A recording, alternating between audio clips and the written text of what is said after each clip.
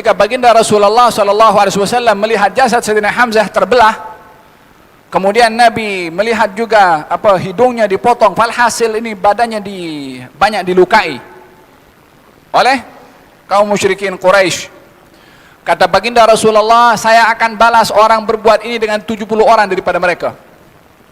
Waktu itu terbawa dengan emosi. Perasaan Nabi waktu itu betul-betul terluka melihat bagaimana orang bersikap kepada jasad yang sudah meninggal dunia dengan dilukai satu-satu daripada tubuh badannya. Tengok manusia ini bila mana ganas, ianya lebih ganas daripada binatang.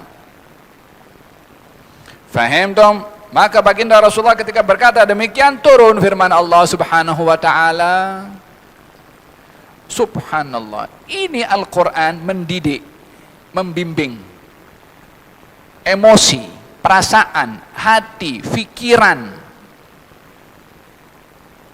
Wa in aqabtum fa'aqibu bimithli ma uqibtum bih wa la in sabartum lahuwa khairul lis-sabirin wasbir wa ma sabruka illa billah.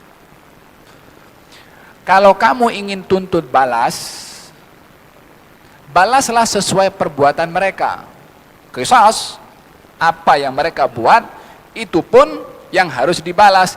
Itu pun juga dibatasi oleh Allah Subhanahu wa taala. Apa yang mereka buat itu kaum musyrikin kepada Sayyidina Hamzah, melukai tubuh badannya. Allah ketika membenarkan untuk qisas kepada orang yang membunuh, di qisasnya itu diperbolehkan, tapi melukai tubuh badan tidak diperbolehkan, karena ini melebihi daripada batasan yang dibenarkan dalam syarak. Menyakiti satu-satu daripada tubuh badan seseorang tak boleh, haram dalam Islam. Potong telinganya, potong hidungnya, potong tangannya, potong kakinya, potong jarinya, lepas itu baru dibunuh, tak boleh. Kalaupun sudah mati, haram dilakukan, karena kehormatan manusia itu sendiri sebagai orang, sebagai ciptaan Allah Subhanahu wa taala, walaupun dia kafir. Faham dong? Allah memberikan pilihan kepada Nabi, kalau kamu nak balas, balas sesuai perbuatan. Wala in sabartum, tapi kalau kamu bersabar, maka demikian lebih baik bagi orang-orang yang bersabar. Wasbir, sabarlah kamu wahai Rasulullah Muhammad, sesungguhnya kesabaran kamu akan diganjar oleh Allah. Balas kepada orang zalim boleh, sesuai dengan kezalimannya, tak boleh melampaui batas. Kalau nak bersabar, silakan bersabar, yang demikian lebih baik bagi engkau. Maka Nabi mengatakan, wallahi asbir, saya sepilih sabar. Walaupun ada otoriti untuk membalas, orang yang zalim ini boleh dibalas atas dasar kezalimannya. Di antara balasan kepada orang yang zalim, baik melalui mahkamah, termasuk balasan kepada orang zalim, mendoakan kehancuran kepada orang yang zalim. Bukankah Nabi bersabda, doa orang dizalimi tidak ada hijab kepada Allah Subhanahu wa taala, wattaqi da'watal mazlum. Hati-hati kamu daripada doa orang yang dizalimi, karena orang yang dizalimi tidak ada hijab doanya dengan Allah, artinya akan dikabulkan oleh Allah. Pada masa saat orang yang dizalimi punya ruang menghukum kepada orang yang zalim dengan doa kehancuran, Allah memberi pilihan yang lain. Sabar, maka kesabaran kamu akan dibalas oleh Allah Subhanahu wa taala. Ya salam. Kita kalau mendoakan kehancuran kepada orang yang zalim, dan orang yang zalim dihancurkan oleh Allah, kita tak ada apa-apa ganjaran. Sebab hak kita kepada orang yang zalim untuk dihancurkan, sudah dihancurkan oleh Allah. Tapi kalau kita sabar, wa ma sabruka illa billah, kesabaran kamu yang balas adalah Allah Subhanahu wa taala. Orang yang dizalimi, kalau tahu ganjarannya nanti di akhirat kalau memaafkan, dia mengatakan, andai banyak orang zalim kepada aku maafkan semua. Tapi karena ini masalah emosi, masalah hawa nafsu yang diberi ruang haknya juga oleh Allah. Allah adil, hak emosi yang orang mungkin ditekan, dizalimi, tak tahan, boleh dia tuntut. Makanya dibenarkan dalam ayat ini boleh menuntut kepada orang yang zalim, silahkan sahaja. Tapi bagi orang yang mau kontrol kepada emosinya, terimalah ganjaran dari Allah Subhanahu wa taala. Walihada, kenapa dalam ayat-ayat Al-Qur'anul Karim Allah berfirman, wal kadhiminal ghaidha, orang-orang yang mulia itu Qal, apa itu ayatnya?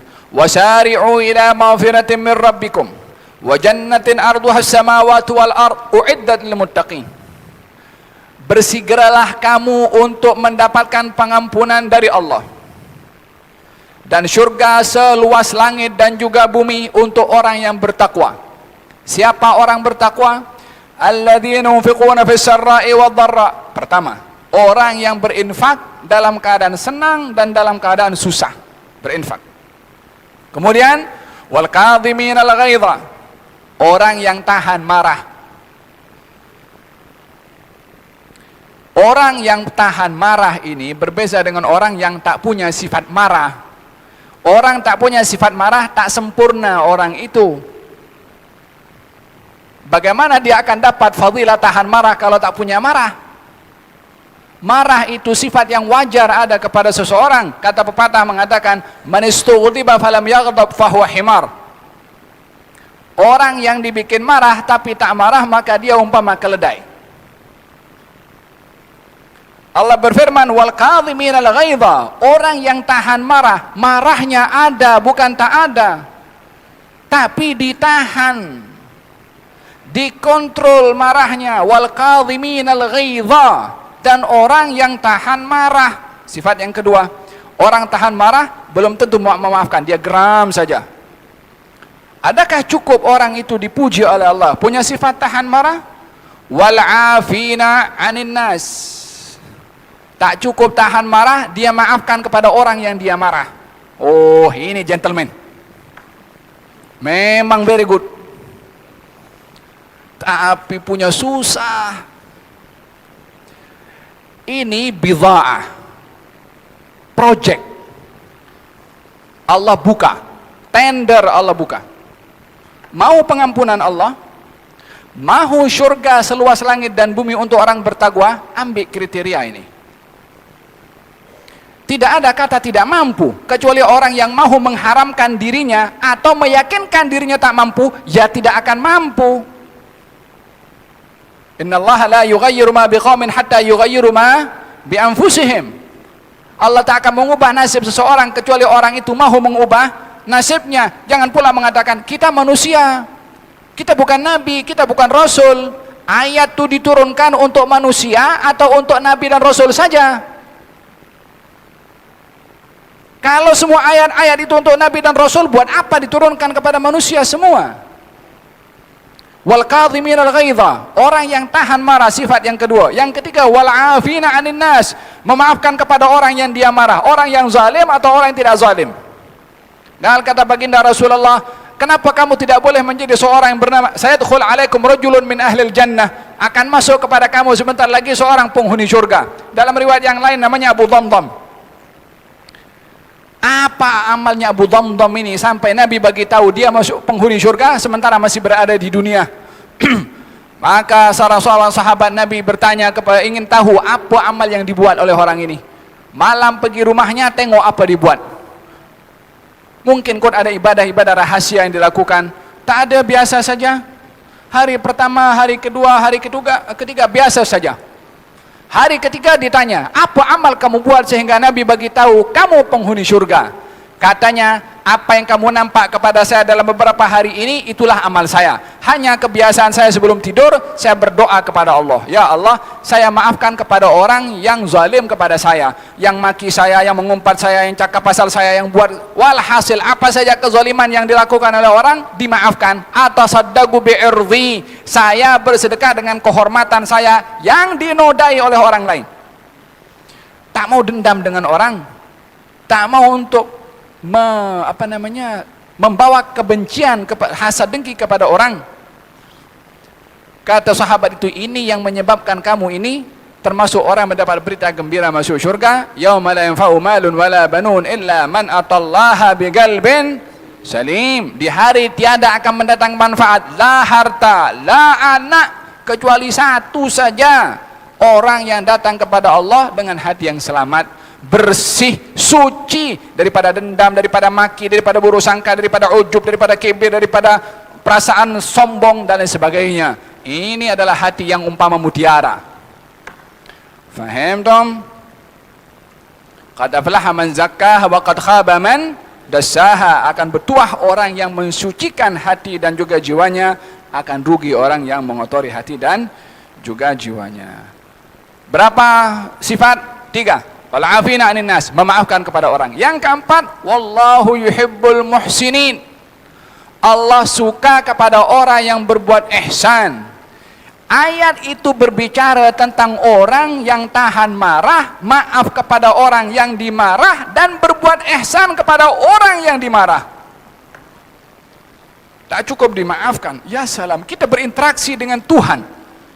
Kita ini berbicara dengan Allah subhanahu wa ta'ala untuk Allah melihat sifatnya yang ada dalam Quran ada kepada kita. Kalau tidak akan menjadi cerita sahaja semua yang sifat-sifat mulia ada dalam Quran. Bila mana tidak ada praktikalnya pada umat yang diturunkan Quran oleh Allah kepada mereka.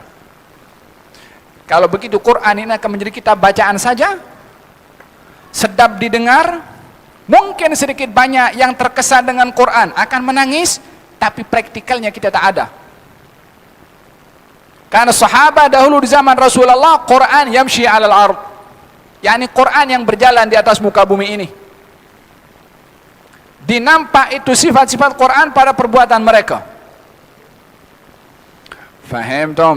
Berapa sifatnya? 4. Wallahu yuhibbul muhsinin, berbuat ihsan, termasuk kepada orang yang dia marah kepadanya. Yang kelima, walladzina fa'alu fahishatan aw dhalamu anfusahum dzakarullaha wastaghfiru lidzunubihim wa man yaghfiru dzunuba illallah. Sifat yang kelima, kepada orang yang bertakwa yang mendapatkan pengampunan dan juga mendapatkan syurga seluas langit dan juga bumi. Allah, kita pergi ke langit pun belum sampai. Berapa jarak pun orang pun tak boleh bagi kata tepat. Semuanya kiraan. Itu baru langit yang pertama. Ini arduha, lebarnya as-samawat, langit-langit. Kita tak tahu antara kita dengan langit ini berapa, langit pertama dengan kedua berapa, kedua dengan ketiga berapa. Itu luasnya syurga yang disediakan oleh Allah untuk orang yang punya 5 kriteria tadi, seluas langit dan bumi. Kalikan entah berapa, Allahu alam. Kita punya matematik tak boleh nak jangkau. Tapi itu yang disediakan oleh Allah yang maha benar firman-Nya. Tapi kepada orang yang punya 5 perkara tadi itu, bersedekah susah dan senang, tahan marah, maafkan kepada orang yang dia marah, berbuat ihsan termasuk kepada orang yang dimarah, walladzina fa'alu fahishatan. Kalau orang itu tadi tergelincir melakukan perbuatan dosa atau zalim kepada dirinya sendiri, zakarullah, ingat kepada Allah, insaf kepada Allah, rujuk kepada Allah, fastaghfiru lidzunubihim, memohon ampun kepada Allah. Ya Allah, aku tergelincir, ya Allah aku salah, ya Allah aku silap, ya Allah aku berbuat dosa, ampunkan aku wahai Allah. Ini termasuk orang yang mendapatkan ganjaran tadi. Mudah-mudahan kita termasuk daripada orang yang bertakwa kepada Allah Subhanahu wa taala. 5 kriteria ini mudah-mudahan Allah Subhanahu wa taala bantu kita dapat terrealisasi kepada diri kita sendiri insyaallah, dan mudah-mudahan Allah jaga mulut ini dan tangan ini dan anggota tubuh badan ini kecuali kepada perkara-perkara yang diridhai oleh Allah Subhanahu wa taala. Amin Allahumma amin. Gerak.